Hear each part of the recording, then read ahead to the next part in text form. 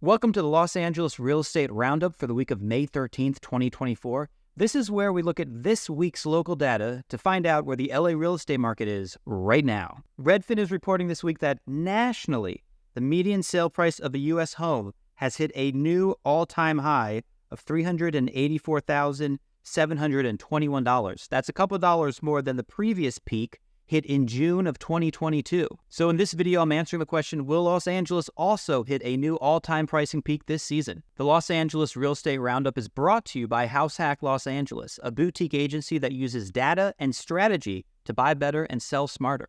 Visit us at www.househack.la.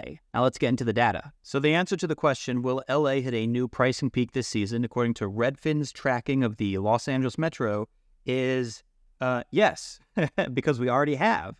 Right now, the median sale price of a Los Angeles home is $910,000, which is exactly where we were in June of 2022, $910,000. So is that the end of the story? Obviously, totally not. By looking into a couple other data points, we can get a real sense of what the market is actually doing right now and why pricing is so high. And the first culprit is right here, the new listing median price. So this is the price at which new listings are hitting the market. And as you can see, that number has been skyrocketing this year. We're now at a median new list price of $960,500. That is huge. That's way higher than where we were in June, July 2022. 2022 is the black line, when we last reached a pricing peak of $910,000. So what's going on? Well, obviously, there's a lot less demand right now than there was in 2022. Back in 2022, homes are being listed in the high 800s and then getting bid up to $910,000. Right now, what's happening, homes are being listed a lot higher than $910,000 and are being not bid down, that's not the right phrase, but they're not selling for what the asking price is. And we can really appreciate what that means when we look at the percent of active listings with price drops in Los Angeles. Now, I want you to notice, first of all, that there's a common narrative that price drops peak here at the end of January, beginning of February. That's when the market is the slowest and sellers are most anxious to unload their houses. Then, most years, for example, the blue line being last year, price drops fall. In 2022, price drops fell a little bit. In 2021, which was an incredibly hot year, price drops again fell. Now, 2022 was an exceptional year. That's when rates doubled. That's why price drops go up so much. But in 2023 and 2021, both of which were somewhat more normal years, price drops stayed pretty mellow through the year and then climb again in the fall. This is when the summer season has come to an end and sellers who want to sell start making price cuts. But now let's take a look at what's happened this year in 2024. 2024, of course, is this orange line. And as you can see, we kind of reached a similar peak in February. But since then, price cuts have really just climbed and they've really accelerated in the last couple of weeks. So what's happening right now in this market is that home sellers are listing their homes for kind of astronomical numbers and then having to introduce price cuts to be able to sell. But that's not all that's happening. Check this out. So this is a Redfin chart showing the percentage of homes that are off market in 2 weeks, the percent of homes that sell in 2 weeks. And as you can see, the orange line is this year, 2024. We've been on a tear the last month. I mean, look at this trajectory. It really makes you wonder what's going on here. And to answer that question, we're going to go to Jon's Thinking Corner. Oh, hello there. Welcome to my Thinking Corner. This is where I like to come to talk about big, important ideas that you really should understand if you're a home buyer or a home seller in the Los Angeles real estate market. And today's big idea is there are actually two housing markets in Los Angeles, the competitive market and the non-competitive market. The competitive market is what most people think of when they think of the Los Angeles real estate market. These are homes that attract bidding wars, sell for tens, if not hundreds of thousands of dollars over their list price, and everyone involved, except the home seller, gets angry. However, there's also the non-competitive real estate market here in Los Angeles. And these are homes that don't get sold in their first 2 or 3 weeks on market. They don't attract a bidding war, they don't sell for over list price, and they tend to sit around until someone's able to scoop them up at a bit of a discount. So what important lessons are there to understand as a home buyer or home seller in Los Angeles, given that there is a competitive and a non-competitive housing market? First of all, if you're a home buyer, you have to understand that if you're playing in the competitive housing market, you have hardly any leverage. Really no leverage at all. You're going to be going out there with other buyers, pursuing the most desired homes, getting into bidding wars, and really the strongest offer is going to win. But if you're a home buyer and you start exploring the non-competitive market, you have a lot more leverage.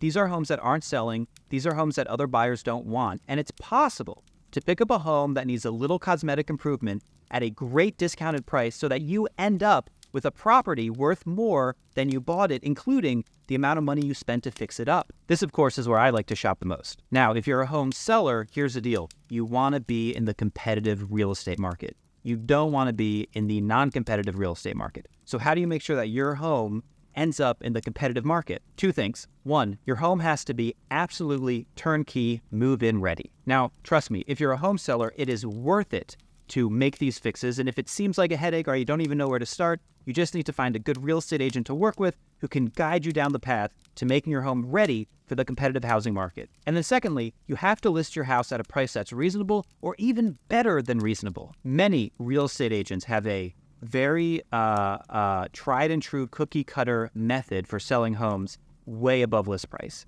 And it's simply this. You list way below what you think the home will sell for. That attracts a lot of attention because people are like, oh my goodness, look at this house. We could get a 3-bedroom for only $1 million in this neighborhood that's unheard of. So lots of people go to the open houses. Lots of people get excited. Lots of people bid. And then the listing agent will do a round of counter offers. So basically counter everyone back and say, great, now give me your real best and final offer. And that's when the real money comes out. So it's important to understand when you're thinking about the Los Angeles real estate market, there's the competitive market and there's the non-competitive market. And you have to be aware of where you are so that you can have reasonable expectations about what you'll be able to buy or how you'll be able to sell. That concludes our first installment of the Thinking Corner. I hope it was helpful.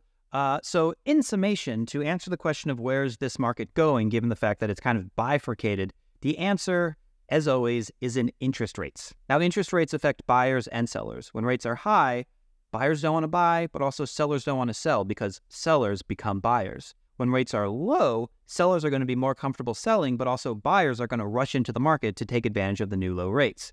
So it's rather unpredictable what's going to happen dependent on where rates are. Here we have mortgage rates over the past year as reported by Mortgage News Daily.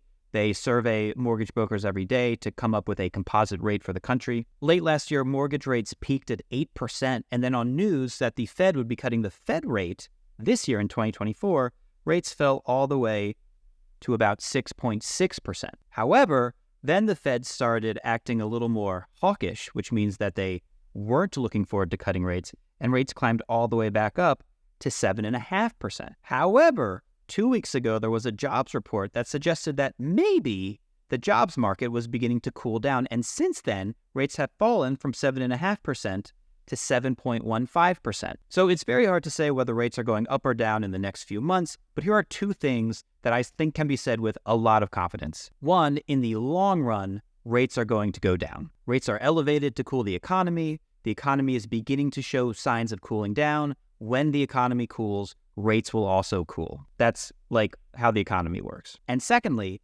I'd rather buy when rates are kind of high and fewer people are going after the properties that I might want, and then refinance when rates drop, than wait until rates drop and get into the market with everybody else. So that's kind of like the plus and minus of rates being as high as they are. Food for thought. Now let's go on to an exciting news headline. Housing Wire is reporting that ADU options are set to expand in California. Specifically, Las Vegas-based housing technology startup Boxable on Tuesday announced that it has received approval to begin selling a factory-built accessory dwelling unit in California, which could provide more options in a state strapped for affordable housing options. That's all true, but let's talk about what this means to homeowners. So behind me is some video of this product that Boxable makes. They call it the Boxable Casita, and it's a very cool prefab ADU.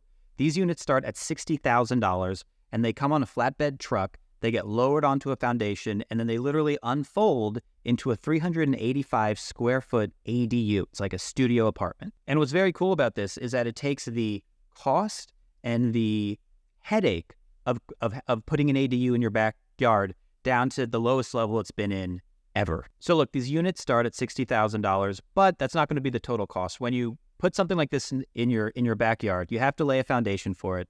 You also have to run utilities to it, and both of those are going to run you, maybe another $60,000. But if you ask me, it's very exciting that Boxable has been approved for California.